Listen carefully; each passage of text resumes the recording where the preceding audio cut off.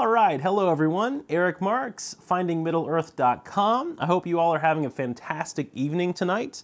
I'm just going to do a quick tip here with the Fuji X-T2 and some off-camera flash. We're not actually going to be popping off the flash. I'm just going to give you a common issue that people have with these mirrorless cameras when using the off-camera flash. Okay, so one of the coolest features about a mirrorless camera is that you can shoot through live view the same way that you can shoot through the EVF. Okay, that's like the best thing because both of them are viewing what's on the sensor, like directly on the sensor. It's giving you an exposure preview of what you're already getting. So basically, when I look through the viewfinder or the live view here and I take a photo, I can pretty much already see what the photo is going to look like because this is giving me a perfect exposure and white balance, complete representation right on the screen here. Okay, and so this question came in from a viewer a few nights ago.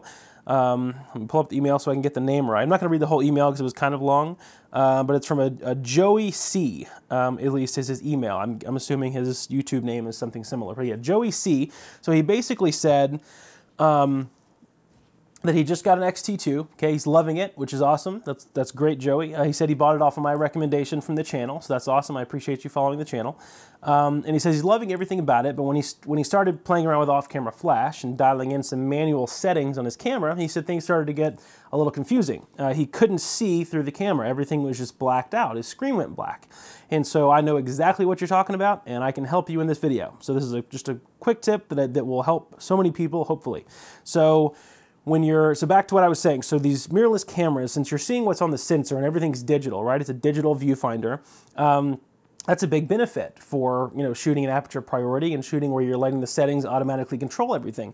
But if you're wanting to use off-camera flash, where you're wanting to kind of crush the ambient light and fill in that light with flash, well, what's going to happen? If you're crushing the ambient light, obviously this flash is only going to pop when I take the photo. It's not going to stay on constantly. So there's no way for this camera to give me an accurate representation of what the photo is going to look like until I actually take it with the flash popping off. So for example, right now my shutter speed is on A, which is the auto, right? Which is basically aperture priority. And so I can see on the back of the screen, everything in my office here is giving me an actual exposure representation of what it would be. But if I take the shutter speed here to a manual, let's say 250th of a second, well, look what happened. My screen, let me see if I can get it out of the light, my screen basically just blacked out because 250th of a second is way too dark for my office here, okay? It was shooting, let me go back to auto and tell you what it was picking here.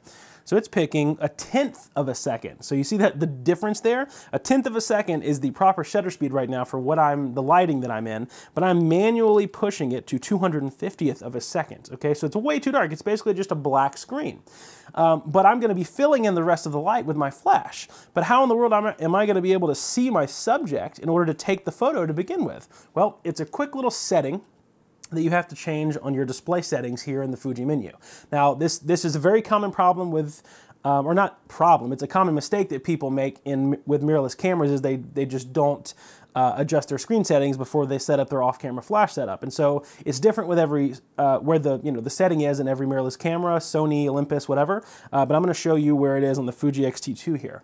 So if you go into your menu, and you scroll down to the wrench, you're going to go into Screen Setup here, okay? And then under Screen Setup, you're going to go down to where it says Preview Exposure, White Balance, and Manual Mode. And there's a couple options. So there's Preview Exposure and White Balance, which is what it should be on most of the time, because that's going to give you the actual representation of the shot before you ever take it. And then this one is just preview white balance, so the color is going to be correct.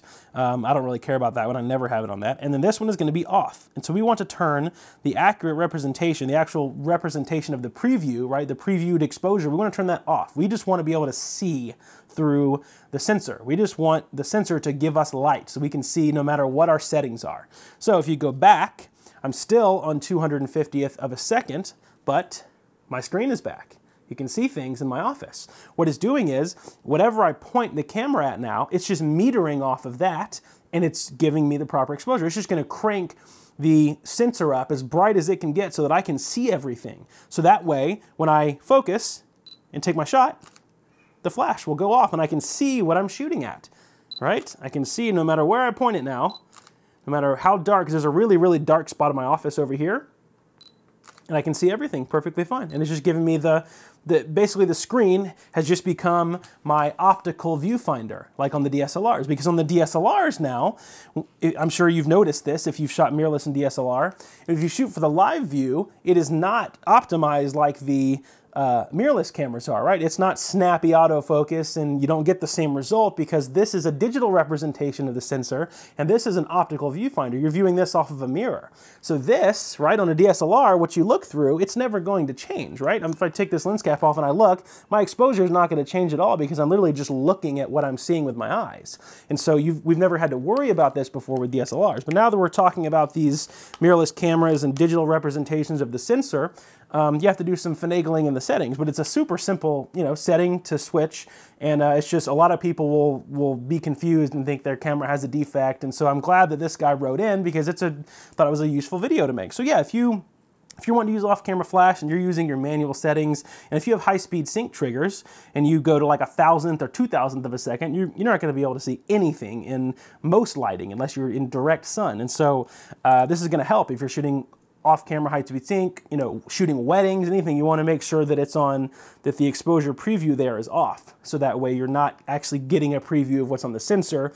You're just letting the sensor basically bank the ISO as high as it'll go for you so that you can see everything. So you can see that way you know what you're taking a photo of. Now this is actually a little more useful to me than the DSLRs because if you're in a really dark setting, let's use the wedding explanation again. If you're like in a wedding reception hall or something, the optical viewfinder, if you look through it, it's going to be the same as your eyes. So it could be really dark. But these sensor representations, they're just literally pimping the ISO from the sensor as high as it'll go. So if you're doing that in a reception hall, this can get way brighter than what your eyes can see. So this can even let you see more than what you could see with the human eye, which is great. So that's actually an advantage of the mirrorless cameras there with the display. But anyway, yeah, so you can just access that display setting there, and you can turn it on and off based on if you're using off-camera flash or not. And before we end the video, I know someone's going to ask what I'm using, so I'll just tell you I'm using Pocket Wizard Plus 3 on the X-T2, another Pocket Wizard Plus 3 tethered to the new Flashpoint R2 Speedlight.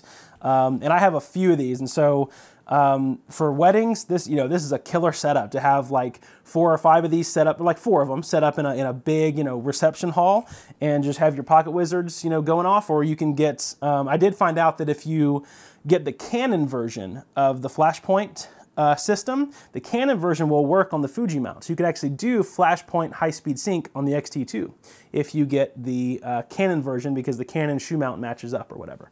I tried the Nikon Hot Shoe Flashpoint system. The Speedlight works on the X-T2, but the little the receiver units, it's a little tough to get on. I didn't want to force it because this is, it's a nice camera. I didn't want to break the Hot Shoe in the first couple months of owning it. So yes, I've been told by a lot of Fuji users that if you get the Canon stuff, it will work on here. Obviously not TTL, but it will work with high-speed sync and the manual triggers. But these Pocket Wizard Plus 3s are so reliable. I've used them in so many situations that it's kind of a trust issue with me, right? I trust these, and so I always use Plus 3s whenever I can. And then of course on my Nikon, I have been playing, around a lot with the Flashpoint system, and they haven't failed me yet either. So both systems seem very reliable, but yeah, so I'm gonna make a video very soon on actually shooting. We'll just set up a little test subject here, like a product photography thing, and we'll take a couple photos and run through some settings on the flash settings with the Fuji. But yeah, before you do that, I thought I would make this video because it'd be more useful to make this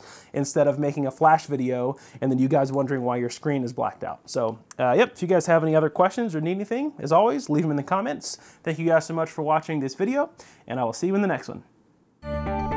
If you would like to stay up to date on all of my latest photography videos and adventures, click the big subscribe button below. And if you would like to find out more about me and how to become a great photographer, visit my website at findingmiddleearth.com.